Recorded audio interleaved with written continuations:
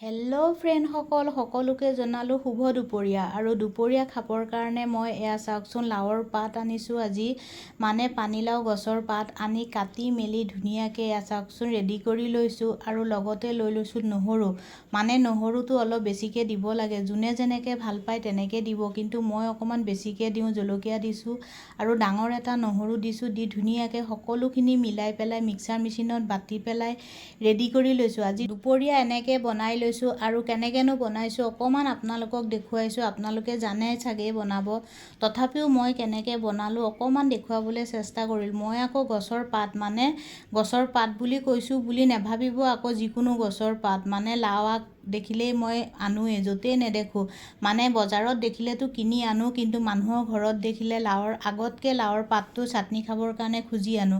ৰঙালাও আগৰ পাতটো খাই ভাল নালাগে, মিঠা মিঠা লাগে, কিন্তু পানীলাও আৰু চাল কোমোৰা গছৰ পাতটো খাই এনেকৈ আনি বাটি চাবচোন, বহুত ভাল লাগে।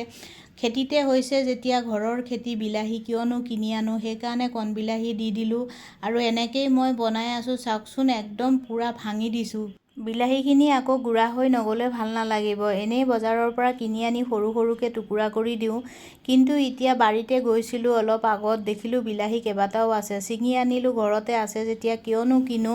এয়া দি দিছোঁ চাওকচোন ধুনীয়াকৈ, কিমান ধুনীয়া কালাৰ হৈছে। অকণমান মিঠাতেল দিলোঁ, দি পেলাই আৰু ধুনীয়াকৈ লৰাই থাকিব লাগে। এনেকৈয়ে বনাই আছোঁ মই লাও পাতৰ চাটনি। আপোনালোকে যদি বেলেগকৈ জানে এবাৰ জনাবচোন। মই এনেকৈয়ে বনাওঁ, সেইকাৰণে আপোনালোকক কেনেকৈ বনাওঁ অকণমান দেখুৱাবলৈ চেষ্টা কৰিলোঁ। নাজানো বনাব, হয়তো ভুল হ'ব পাৰে, বা আপোনালোকে ইয়াতকৈ ভালকৈ ধুনীয়াকৈ বনাব পাৰে। মই যেনেকৈ বনাব জানো তেনেকৈয়ে দেখুৱালোঁ। আৰু এইফালে এতিয়া ভাজিম ভেন্দি, মানে খালিটো লাও পাতৰ চাটনি দিলে ভাল নালাগিব, অকণমান লগতে কিবা বনাব লাগিব। ভেন্দি ভাজিলোঁ আৰু তিতা কেৰেলা চাওকচোন, দুটা তিতা কেৰেলা আছিলে, ধুনীয়াকৈ পিঁয়াজ দি তিতা কেৰেলা ভাজিলোঁ আৰু ভেন্দি ভাজিলোঁ। এয়া কালিৰে আছিলে অকণমান বিলাহীৰ চাটনি।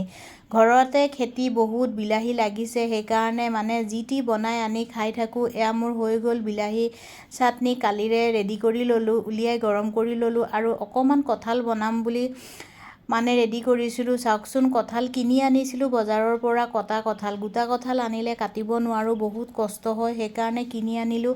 কিনি আনি সিজালোঁ, সিজাই বনালোঁ, বৰ ধুনীয়া হৈছে। সেই যে মই নিজে বনাই নিজে শলগা মানুহ, কালাৰটো চাওকচোন ইমান ধুনীয়া হৈছে। ইয়াত কিন্তু বেলেগ একো মছলা দিয়া নাই, যিহেতু আজিকালি মছলা আমি খুব কম খাওঁ, সেইকাৰণে বেছি মছলা ব্যৱহাৰ কৰা নাই, সামান্য মছলা ব্যৱহাৰ কৰিছোঁ। আৰু কালাৰটো চাওক এবাৰ, নিজে বনাই বনাই নিজে শলাগি থাকোঁ। আপোনালোকে বেয়া নাপাব দেই, মোৰ স্বভাৱেই তেনেকুৱা, মানে মোকতো শলগা মানুহ নাই, আপোনালোকেতো নকয়ে ভাল হৈছে বুলি, সেইকাৰণে নিজে বনাই নিজেই কৈ থাকোঁ ধুনীয়া হৈছে। আপোনালোকে কোনে কোনে কঁঠালৰ চব্জি খাই ভাল পায় এবাৰ জনাবচোন। আৰু কথা পাতি থাকোঁতে থাকোঁতে চাওক, মোৰ এয়া কঁঠালৰ চব্জি ধুনীয়াকৈ ৰেডি হৈ গ'ল। মানে চাবলৈ যেন কঁঠালৰ চব্জি নে খাচী মাংসৰ তৰকাৰী বুজাই যোৱা নাই, মানে ইমানেই ধুনীয়া হৈছে। মই বাৰু দুপৰীয়া সাজটো ৰেডি কৰিলোঁ, ভেন্দি ভাজা, তিতা কেৰেলা ভাজা আৰু লাও পাতৰ চাটনি, মানে পানীলাও পাতৰ চাটনি আৰু কঁঠালৰ তৰকাৰী। আপোনালোকে কোনে কি খাবৰ কাৰণে ৰেডি কৰি লৈছে দুপৰীয়া সাজ এবাৰ জনাবচোন।